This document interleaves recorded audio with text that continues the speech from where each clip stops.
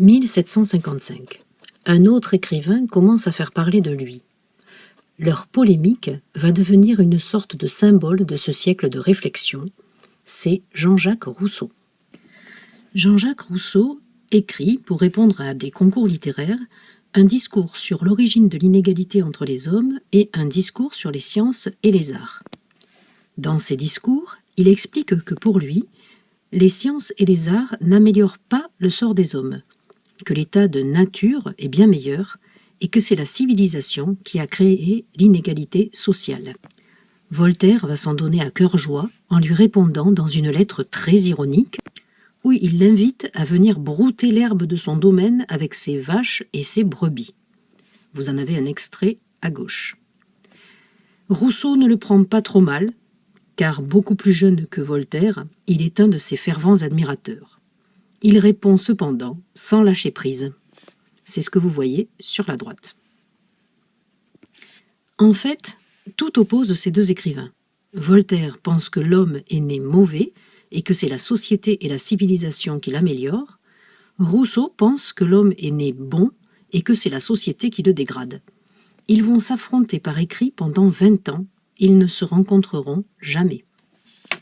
21 novembre 1755. La terre tremble au large de Lisbonne et provoque un tsunami qui détruit la ville avec un nombre effarant de victimes, des destructions épouvantables.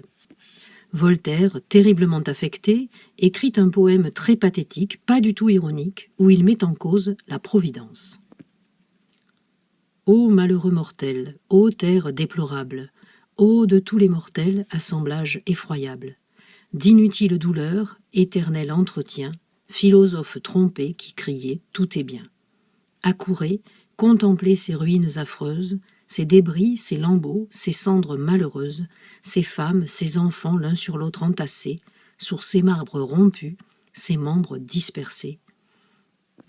Donc, non, tout n'est pas pour le mieux, dans le meilleur des mondes possibles. Malheureusement, Jean-Jacques Rousseau, lui, croit en la providence. Il écrit à Voltaire pour réfuter son poème. Sa lettre ne reçoit pas de réponse. Mais il a toujours pensé que la réponse de Voltaire, il l'a écrite dans un petit conte, écrit en 1759, un conte qui va avoir un énorme succès en Europe et dont on parle toujours aujourd'hui, Candide ou l'optimisme. Le livre est publié de façon anonyme en Hollande, mais évidemment, tout le monde sait qu'il a écrit et reconnaît le style de Voltaire. Le livre est officiellement interdit en France, il se vend sous le manteau. Là-dessus, Rousseau s'en prend au théâtre, au genre du théâtre. Il trouve que le théâtre est une école du vice et non de la vertu. Voltaire fulmine, lui qui s'est battu avec le gouvernement de Genève pour avoir le droit d'installer un théâtre aux Délices. C'est la rupture définitive avec Rousseau. Et Voltaire s'installe à Ferney, sur la frontière.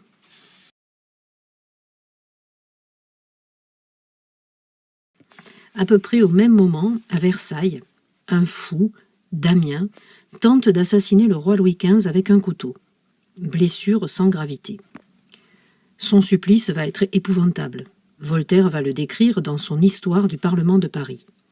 Le pouvoir et le peuple cherchent des coupables. Qui a pu donner l'idée à quelqu'un comme Damien d'assassiner le roi de France? C'est sans doute la faute à la Pompadour et aux philosophes, ces professeurs en athéisme. L'encyclopédie est condamnée, entre autres. Voltaire, lui, commence à signer ses nombreuses lettres par la formule « écraser l'infâme ».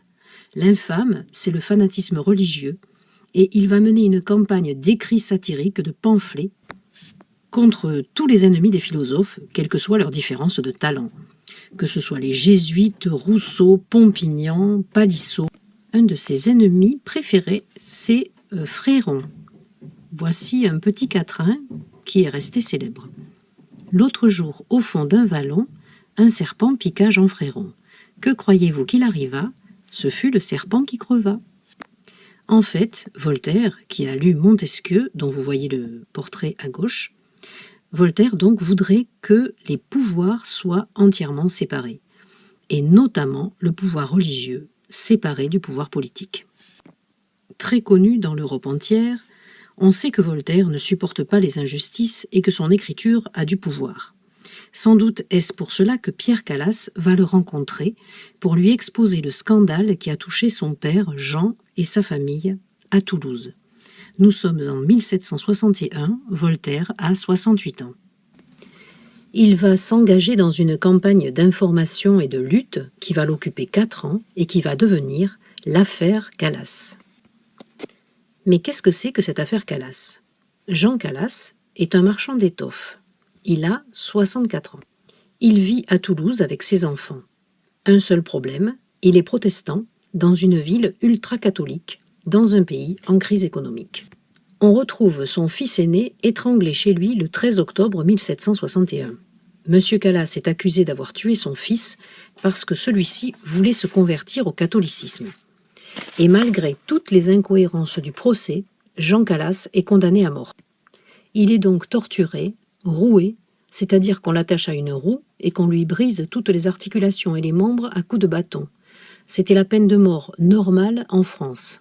On comprend pourquoi la guillotine a été vue comme un progrès.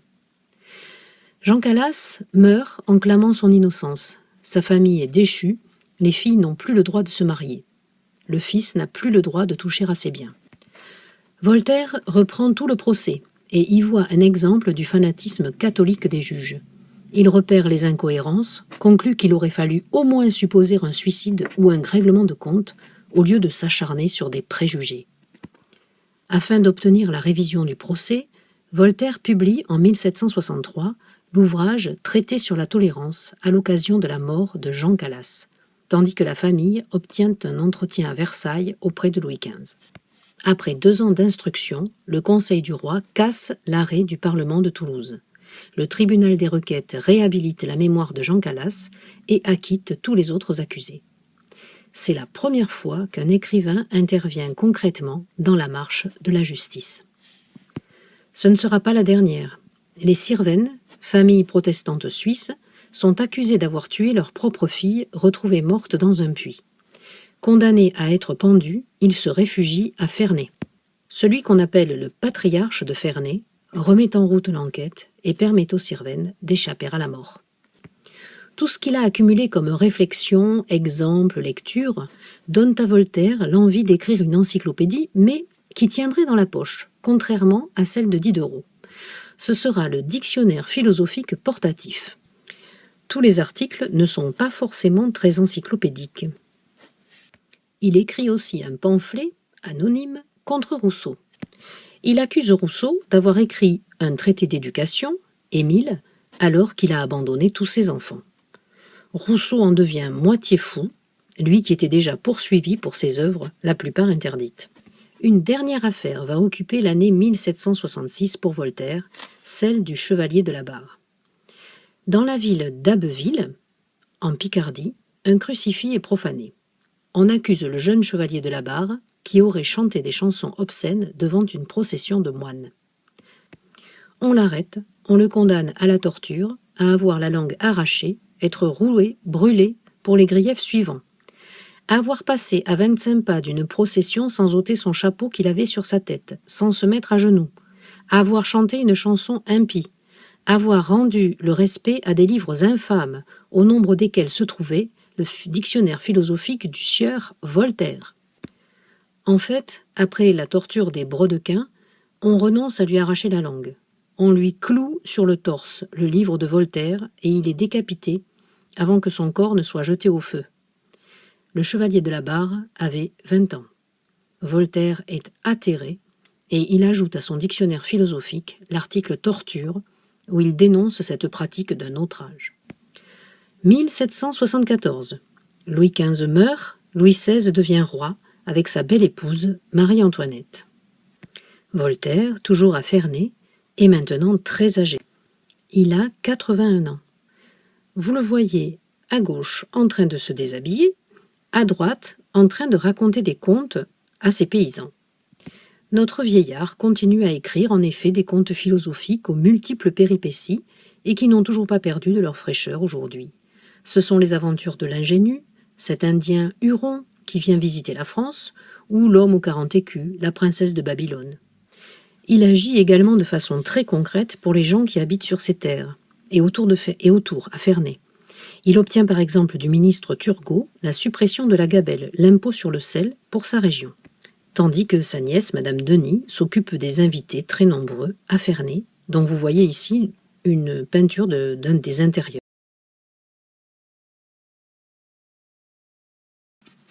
Avec la mort de Louis XV, la rancune royale s'efface et on œuvre pour que le sauveur des Calasses revienne enfin à Paris. Il y arrive en février 1778. Il va loger chez son ami Villèle, sur un cours près de la Seine, et ce cours s'appellera Voltaire, après la mort de notre auteur. Voltaire vient à Paris pour faire la promotion de sa dernière tragédie, Irène. Sa venue est célébrée en triomphe, il est couronné à la Comédie Française. On accompagne sa voiture dans les rues de Paris. Cependant, il n'est pas dupe, il sent bien que la mort approche. Il écrit à son secrétaire en vue de permettre un enterrement chrétien. « Je meurs en adorant Dieu, en aimant mes amis, en ne haïssant pas mes ennemis et en détestant la superstition. » On lui signifie que cela ne suffit pas et qu'il devra renier ses œuvres. Réponse : pas question.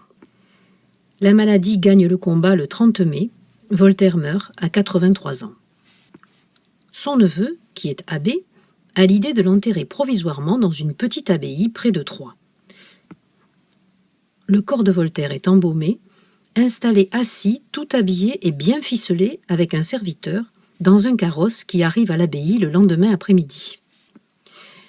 Il est enterré religieusement dans un caveau de l'église, avant que l'évêque et l'archevêque de Paris n'aient eu le temps d'interdire l'enterrement. Comme Rousseau, qui meurt en juillet de la même année, beaucoup plus jeune après une vie beaucoup plus dure, comme Diderot, qui meurt en 1784, Voltaire ne verra pas les journées révolutionnaires. Ce n'est pas sûr qu'il les aurait appréciées. Il n'aimait pas trop la populace, comme il l'appelait. Et il n'aurait sûrement pas apprécié le sort réservé à Marie-Antoinette, décapitée en 93, ou au jeune prince mort en prison. Peut-être aurait-il célébré la nuit du 4 août, où les privilèges nobiliaires sont abolis, et il aurait sans doute applaudi à l'abolition de la torture, à l'abolition de l'esclavage. Esclavage vite rétabli, malheureusement. Nous aurions bien aimé qu'ils connaissent la Déclaration des droits de l'homme et du citoyen. Sa plume et ses combats ont largement contribué à l'écriture des articles 10 et 11. Article 10. Nul ne doit être inquiété pour ses opinions, même religieuses, pourvu que leurs manifestations ne troublent pas l'ordre public établi par la loi. Article 11. La libre communication des pensées et des opinions est un des droits les plus précieux de l'homme. Tout citoyen peut donc parler, écrire, imprimer librement, sauf à répondre de l'abus de cette liberté dans les cas déterminés par la loi. Son œuvre est impressionnante.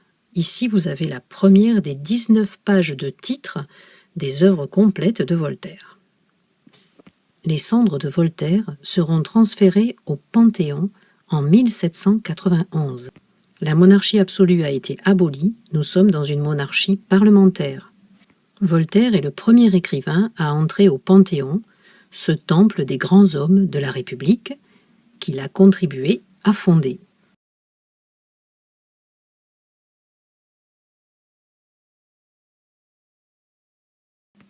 Trois ans plus tard, c'est Robespierre qui fait entrer les cendres de Rousseau au Panthéon également, juste en face de celles de Voltaire. Face à face, Voltaire et Rousseau représentent symboliquement l'engagement, la polémique, la remise en cause des idées, une discussion pour l'éternité entre ces deux hommes qui crurent en la lumière de la raison pour lutter contre l'obscurantisme et les préjugés et firent très souvent de leur plume une épée.